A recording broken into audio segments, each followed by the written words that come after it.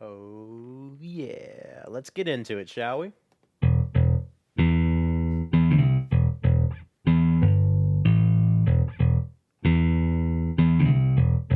Oh, shit.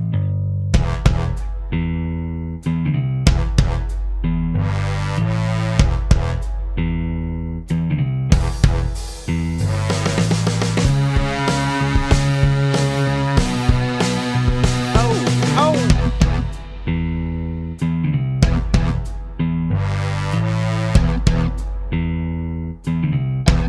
Let the whole thing play through. Let's go. Yay!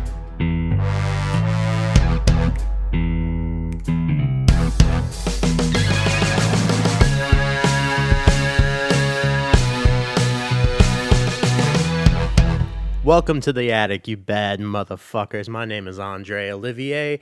You're listening to Jamming in the Attic, promo episode 1. This is just an episode to give you a taste of what this is all about, who I am, what the fuck am I doing here. I really have no idea, you guys. This is my first intro into a podcast, any sort of interview type, speaking on my own world. I'm not used to this at all. But in this world of internet and self promotion and, us just being the gatekeepers now, I feel like I have an opportunity to do some good. And you know what? I'm going to do my best. To all of you that have already liked and followed the Attic Productions online, I thank you so very much. I put out a video not too long ago thanking you, but here I am thanking you again. I hope you can be a part of this podcast addition to, what I'm trying to do. This is the first of a few podcasts that I plan on releasing. And this one is just about music. It's about local musicians. It's about, the journey I've gone through, the people I've met, and, I'm going to have almost all of them on here, hopefully more as I continue to meet and jam with really cool people. I'm working on a lot of music projects right now to kind of bring together, all the musicians I've admired throughout my life and try to get them in a room together and kind of make music with me and also, try to build connections through that. But anyway, that's not what this is about. This is Jamming in the Attic. Like I said, it's a podcast about music and local musicians. I've got a few already lined up that I'm really excited to get into. But today I thought I'd just kind of talk about, my journey, what I've been going through and what I've been doing. The main point of it is that, you know, I'm not going to get into that right now. Let's get into this.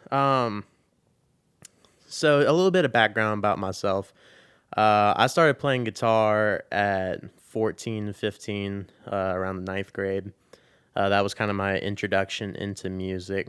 I had some friends at school that, played instruments, and I always wanted to be a rock star, so I decided to pick up a guitar and try it myself. I rolled into it right away. I started learning Led Zeppelin songs. I'm a huge Led Zeppelin nerd, if you know anything about me. And I took lessons for about, I don't know, maybe a few years. And then I got into this program. Excuse me, I'm drinking coffee, making me burpy. And then I got into this program called Creative Music for Kids. And basically what it is guitar classes, vocal classes, a lot of instruments, and people, take private lessons or group lessons rather on their own. And then they kind of get together, and our teacher, Miss Tammy, would, organize songs for us to learn. So basically we were kind of a huge band of, so many guitar players, so many drummers, so many piano players, and we would kind of alternate in between songs. Well, during that program, several of us kind of branched off and started our own bands. Two in particular. One was called Uprising that I looked up to very much, and then mine with several people was called The Final Cut.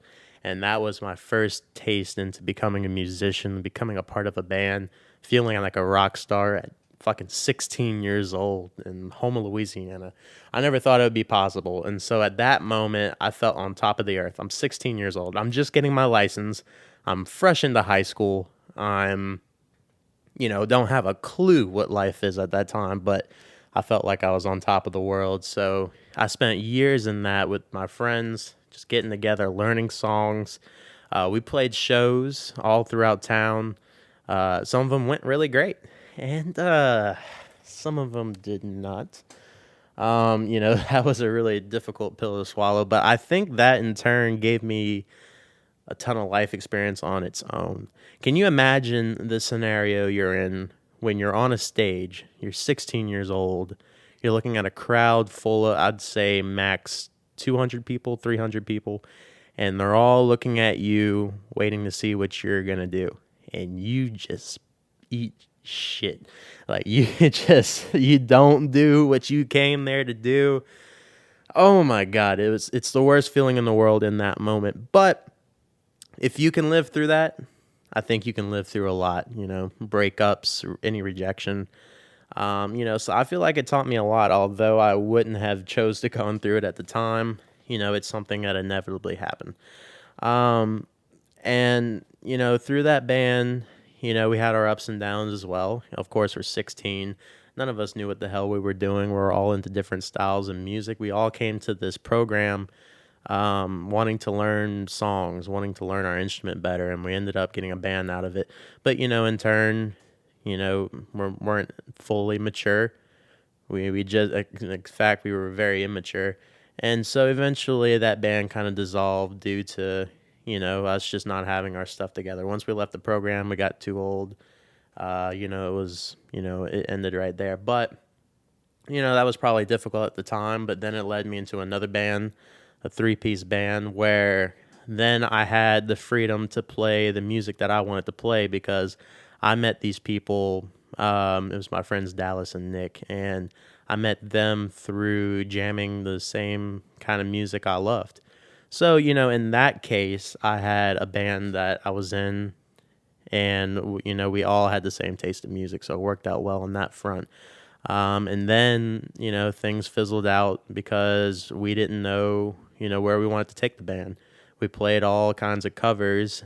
Some of us wanted to do original songs. Some of us wanted to keep doing covers. Some of us wanted to make it a nighttime thing where we played bars and, events just around home. I never got any bigger than that. Some of us, like myself, wanted to move on to bigger and better things. So eventually, I was very, very lost in what I wanted to do with music. Up till that point, I knew I wanted that to be my life, but I didn't know how it was going to be. At first, I thought I was going to become a rock star. I didn't have the confidence at all to try and write and create music on my own, so that kind of ate the dust.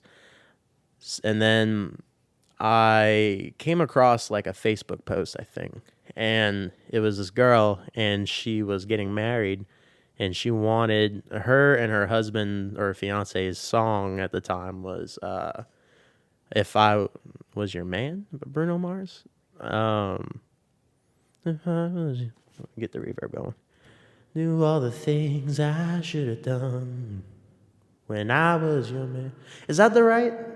It's gonna drive me crazy. Anyway, that song, that was their song, but it's about him, wishing he had done right with the girl he was with. So it didn't fit the theme of love in a wedding. So they wanted someone to play the song in a different way for their wedding, whether it was walking down the aisle or whatever. And so I messaged her and I said, what about instead of a performance, I make a recording for you of the song? And she was in love with it. And I don't know where that came from me because at the time I didn't have any recording gear. I didn't have any sense of being an audio engineer. I didn't even consider myself that fantastic of a musician. But I got with somebody who had a studio and we ended up building a track for her, and it came out amazing. I was so amazed with myself, even though I had friends of mine performing on the song. I organized it, I produced it, I told them what it needed to sound like. We went back and forth, in a good way, just with material about what was the perfect project. And then I paid for it out of my own pocket. Ended up getting stiffed on that job, but that was the song that made me realize I had an alley in the recording and producing arena. Excuse me. So after that, I started to look into programs about, getting into recording, how to get into that field industry. And then I found a school in Nashville called Dark Horse Institute. And that was immediately my calling. The classes were in a studio. You were taught by actual engineers. They taught school during the day, and then on the weekends at night, they were actual engineers. So it seemed amazing. I went to this program in Nashville for, I think it's like a 6-month program. And then I spent the rest of the year that year interning. It was about 2015. I had the time of my life. I met so many people in Nashville. I got to work on some high profile sessions, I guess you could call them. I worked with Ashley Judd a little bit. I worked with I was around a lot of sessions. I did work on the Ashley Judd session, but I was around a lot of really cool people. I was kind of a lower tiered intern at the time, so I didn't get my hands on a lot of the bigger sessions. But needless to say, I was immersed in a huge experience that stuck with me my whole life. And that was kind of my peak at that time. I was getting some assistance, staying out there. And then when I wasn't getting that anymore, I wasn't able to stay. So I ended up moving back to Houma, Louisiana. And everyone warned me that, if I move back home, I'm not going to stick with this. It's happened a million times to a million other people, and I'm not the first one to go out there and go back home. I didn't listen to anybody. I thought, I'm going to stick with it. I can do things on my own. I have recording gear at my computer. I have a microphone. I'll figure something out. And then I ended up taking about a 3-year break from music, doing a little bit of stuff here and there. I rejoined a couple of my old bands I was in. I did what I thought I could do. Ended up getting tied down with, a full-time job. I moved out of town. I just worked my life away, and, it has been a long time. And then I kind of sat down and I thought, what am I doing? Because the responsible side of me thought I have to take on, a job that's going to pay the bills. But, in the back of my mind, there's just this huge resentment. And then it kind of carried into, jobs I had. I didn't care about my work. I didn't care about what I was doing ultimately. I could put on a good face and go to work and, go through a normal average day. But, at the end of the day, it felt empty. I missed my friends when I was in Nashville. I came back and, we have great times, but, there's always that thing missing. After the hangout's over, after the shift's done, what are you living for? What are you doing? And to me, I'm always fulfilled when I'm working on something music related because it's a creative outlet that allows me to express myself, and things that I go through, things that I feel, opinions, thoughts that I have, I can translate them into music, and I don't really know any other way to translate them. So it's therapeutic for me. It's fulfilling for me. And at the end of it, I have this project that I can show someone, and, whether they think it's a cool jam or they understand the purpose, the meaning behind that song, behind that EP, whatever, that's what really fulfills me. So I knew I needed to get back into that. And, I came back. I have a job now that allows me some time in the evenings and afternoons. I have holidays off. I have my weekends off. So now I'm back at it, and it's that easy. I went through all of this headache. I went through all of this time with no confidence and not believing in myself when all I had to do was just do it. It sounds, easier said than done, but that's really the simple truth of it. I just started doing it.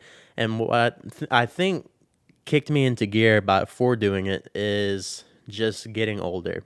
I think with, a little bit more, granted, it's only 3 years. I'm 24 years old. I'm a young guy. But just with this little bit of life experience that I have, I learned to give myself an opportunity to fail. It sounds weird, but if you give yourself permission to fail, then there's no risk in what you're doing. Because the worst outcome is that you fail. And what happens? You get back and you do it again. And my greatest inspirations are people that failed a million times and then they got it right, and that's what they're remembered for. So it doesn't take, being perfect and doing it perfect the first time. I mean, look at this podcast. I probably stumbled a couple times. Who cares? This is authentic. This is really who I am. And if anyone out there is willing to listen to me, then it's for something, and that's the way I look at it. So I'm very happy. I'm very pumped. I'm very enthusiastic about what's coming. I'm diving into producing podcasts. I'm producing a lot of music. I want to get into some other things in the future. The near future, I mean. I have a lot of cool people I'm wanting to work with, and I got a lot of stuff up my sleeve. So get ready. So I'm not really sure much more that I need to explain on here. I just kind of wanted to give you a little bit about myself, who I am, and what the hell I'm doing. That's a little bit about my background. I've met a lot of cool people that I've come up with. I'm going to have them all on here. I'm going to be working on all of them. Not on them, on songs with them. And it's going to be something really cool. About at this point in the podcast is where I would ask my guests to kind of perform something. That's something that I'm really excited about as well. I want to end every episode with a performance from my guest. But I'm not really prepared at the moment to play something. And I'm not a singer. So I'm going to play for you guys a song that, took me to where I am now. It's called My Way Out. It's my song that I recorded in Dark Horse while I was in school. And it includes a few of my friends that I met out there. And basically, this is something that I worked on the entire year at first I was out there. It took me a very long time to complete. I wrote the guitar part in my apartment when I moved there, and it just was kind of a snowball effect into the song that it is right now. I got some follow-ups to it that I'm working on. I'm really excited about, but if you guys would please give a listen to this song, My Way Out, and thank you so much to all the support I've gotten so far. I can't tell you enough. If you like what you hear, subscribe to us on YouTube.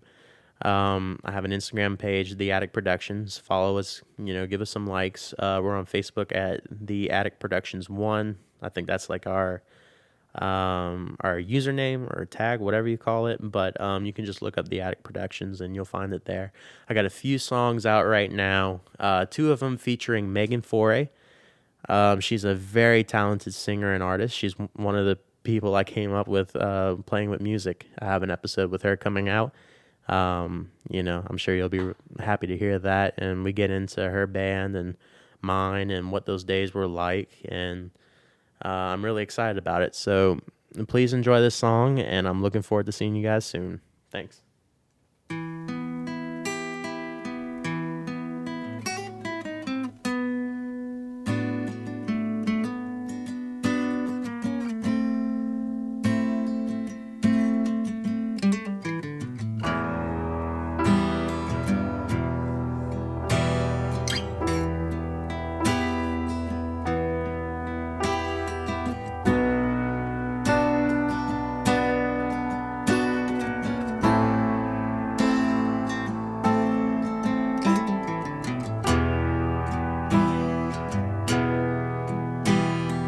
Faces change, but your name remains the same in my head. Darling, I'm the one to blame. These changes, they're strange, how they drive a man insane. But for you, darling, my love remains the same. Tossing and turning, I'm trapped in my head, let me out. These subconscious feelings leave a sour taste in my mouth.